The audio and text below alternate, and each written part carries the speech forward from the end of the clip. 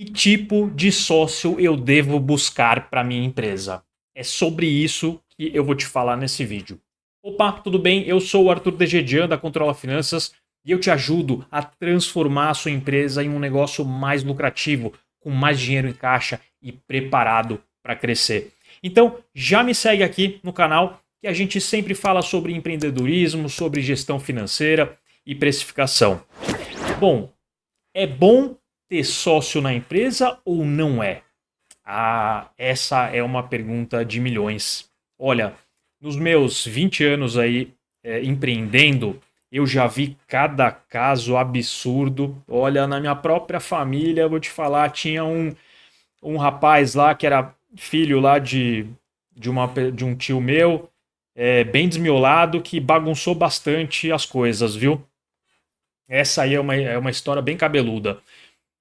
Mas olha só, se você está começando a sua empresa agora, isso é importante, é fundamental que você saiba.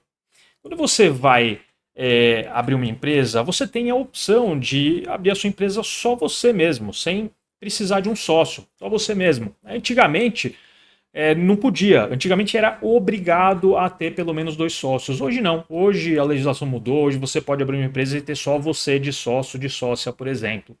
Então, assim, se você escolher um sócio, escolher ter um sócio, quiser um parceiro de negócios, por exemplo, um ou dois sócios mais sócios, tem algumas coisas importantes que você precisa saber e você precisa de orientação em relação a isso.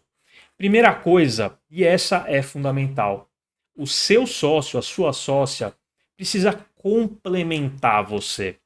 Não pode ser uma pessoa igual a você, com o mesmo perfil que você, com o mesmo conhecimento que você tem. Porque eu te garanto, meu, vai dar ruim, entendeu? Duas pessoas iguais, que sabem a mesma coisa, que têm o mesmo tipo de pensamento, que fazem da mesma forma as coisas, vai dar ruim.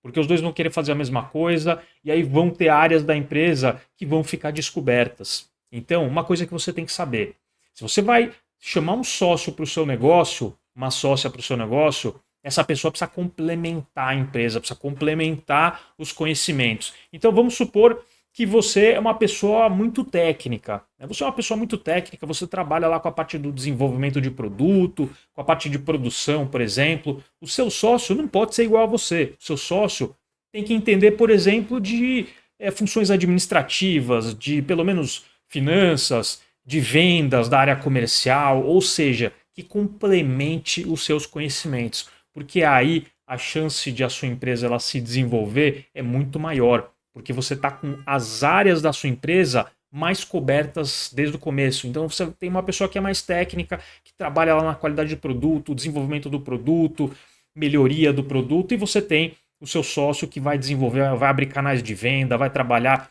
com a parte administrativa. Então é importante ter esta complementariedade.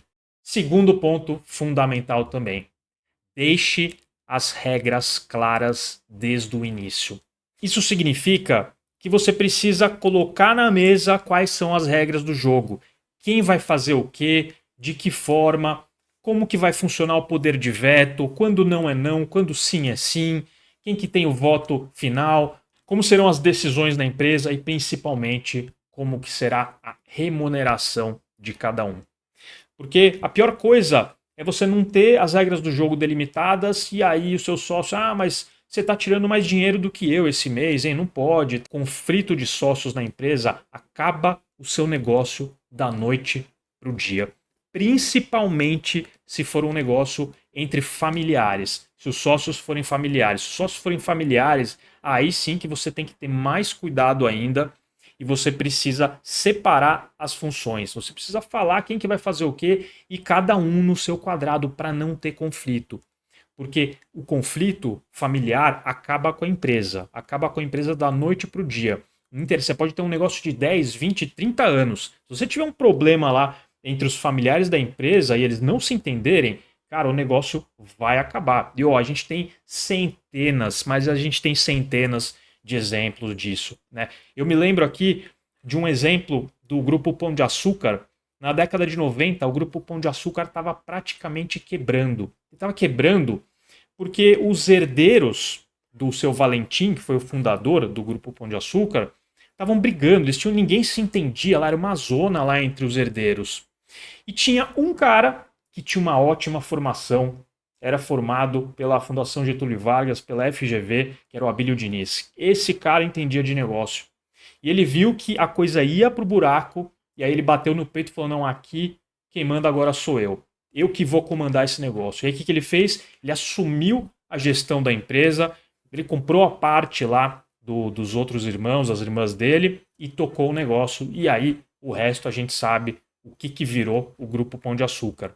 Então, lá no caso do Pão de Açúcar, a empresa estava quase quebrando por briga familiar. Briga familiar quebra negócio.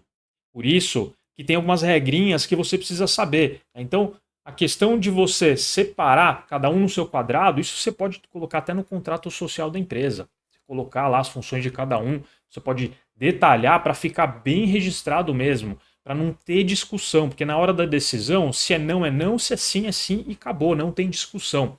Então, deixar as coisas claras desde o início é a melhor coisa para você ter uma harmonia entre os sócios. Então, primeira coisa, o sócio precisa ser complementar, precisa complementar os seus conhecimentos para você ter complementariedade na sua empresa. E segundo, você precisa deixar as regras do jogo claras. Precisa ficar tudo muito claro para não haver discussão posteriormente. Ah, Arthur, mas quem é você para dar essas dicas de sócio e tal?